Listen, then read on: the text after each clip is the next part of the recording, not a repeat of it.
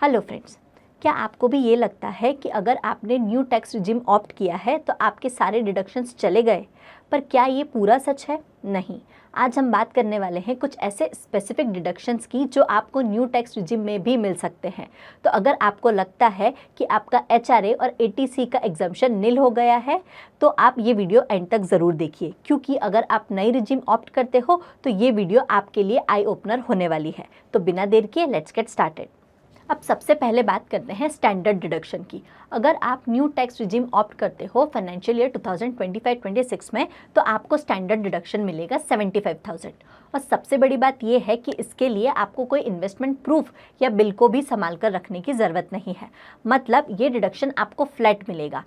पहले जब आप ओल्ड रिजिम ऑप्ट करते थे तब भी आपको ये डिडक्शन मिलता था, लेकिन वो स्ट्रिक्ट था अप टू 50,000। लेकिन न्यू रिजिम में ये बढ़ा के कर दिया गया है 75,000। तो आपको न्यू रिजिम में सबसे पहला बेनिफिट है एडिशनल 25,000 के स्टैंडर्ड डिडक्शन का, वो भी बिना किसी इन्वेस्टमेंट प्रूफ या फिर बिल के। अब बात करते हैं रिटायरमेंट डिडक्शन को लेकर। अगर आप NPS यानी नेशनल पेंशन स्कीम में कंट्रीब्यूट करते हैं तो भी आपको न्यू रिजिम में बेनिफिट मिलेगा। कैसे? आपका खुद का कंट्रीब्यूशन मतलब ओन कंट्रीब्यूशन जो 80C में डिडक्ट होता है वो तो यहाँ पर अवेलेबल नहीं है, लेकिन एम्प्लॉयर्स कंट्रीब्यूशन अभी भी यहाँ पर अवेलेबल है। मतलब अगर आप NPS में कंट्रीब्यूट करते हो तो आपका कंट्रीब्यूशन नहीं, लेकिन आपके एम्प्लॉयर का जो कंट्रीब्यूशन है उसका डिडक्शन आपको न्यू टैक्स रिजिम में मिल सकता है। इसके साथ ही एक नया डिडक्शन यहाँ पर ऐड हुआ है सेक्शन 80CCH में, जो कि है अग्निवीर कॉर्पस फंड में। अगर आप अग्निवीर कॉर्पस फंड में इन्वेस्ट करते हो तो यहाँ पर आपको डिडक्शन मिलेगा। In short, new tax regime fully no deduction zone नहीं है। यहाँ पर आपको कुछ स्पेसिफिक डिडक्शंस मिलते हैं। रिटायरमेंट की हमने बात करी तो NPS में एम्प्लॉयर का कंट्रीब्यूशन और अग्निवीर कॉर्पस फंड का डिडक्शन आपको यहाँ पर मिल सकता है। अब बात करते हैं होम लोन इंटरेस्ट की। सेक्शन 24B में होम लोन इंटरेस्ट का डिडक्शन मिलता है आपको ओल्ड रिजिम में, लेकिन अगर आपने घर सेल्फ ऑक्यूपाइड किया है तो इसका बेनिफिट आपको न्यू रिजिम में नहीं मिलेगा। सिंपल वर्ड्स में बोला जाए तो होम लोन के इंटरेस्ट का बेनिफिट आपको न्यू रिजिम में नहीं मिलता है। अगर आपका घर सेल्फ ऑक्यूपाइड है तो कब मिलता है? आपने अगर घर रेंट आउट दिया है तो आप इस इंटरेस्ट का डिडक्शन क्लेम कर सकते हैं न्यू रिजिम के अंदर भी।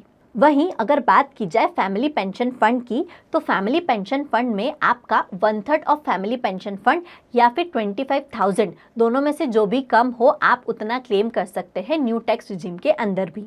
ये छोटे छोटे डिडक्शंस मिलाकर न्यू टैक्स रिजिम में भी आपका टैक्स काफ़ी हद तक बचा सकते हैं। अब बात करते हैं सबसे बड़े गेम चेंजर की, जो है सेक्शन 87A।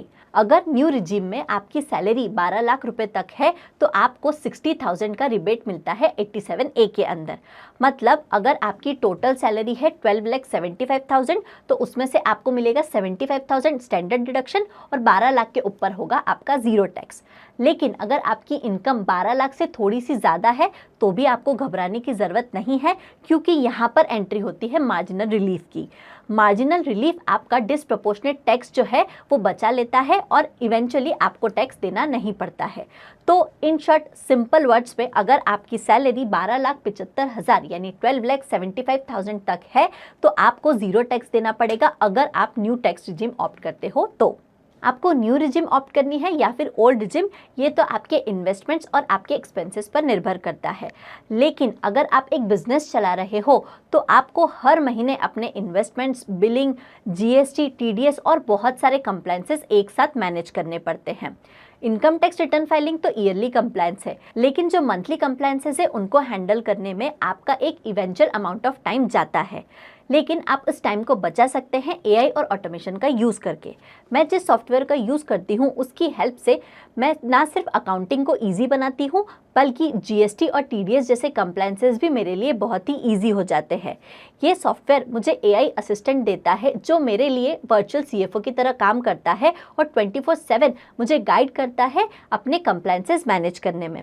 ये सॉफ्टवेयर मुझे मेरे बिजनेस के हिसाब से टेलर मेड सोल्यूशंस देता है और साथ ही साथ ये मुझे accounting, invoicing, compliances, payment, inventory, expenses, sales और वेंडर्स जैसे फीचर्स प्रोवाइड करता है, जिसकी हेल्प से मैं बेसिकली अपने बिजनेस का एक इकोसिस्टम बना सकती हूँ, जो मैं इस सॉफ्टवेयर की हेल्प से मैनेज कर सकती हूँ बहुत ही ईजीली। अगर आप भी अपने बिजनेस को स्मार्ट बनाना चाहते हैं तो आप इस सॉफ्टवेयर को ट्राई कर सकते हैं। इसकी लिंक हमने नीचे डिस्क्रिप्शन में दी है। तो दोस्तों, ये था हमारा डिस्कशन न्यू टैक्स रिजीम के बारे में। न्यू टैक्स रिजीम में हमारे ओल्ड टैक्स रिजीम वाले डिडक्शंस भले ही ना हो, लेकिन एनपीएस का एम्प्लॉयर कॉन्ट्रीब्यूशन, 60,000 का रिबेट बेनिफिट और 75,000 का स्टैंडर्ड डिडक्शन मिलके इसे एक अट्रैक्टिव रिजीम बनाते हैं। तो आप हमें कमेंट में बताइए कि इस साल आप अपने आईटीआर के लिए कौन सी रिजीम ऑप्ट कर रहे हैं। Thank you.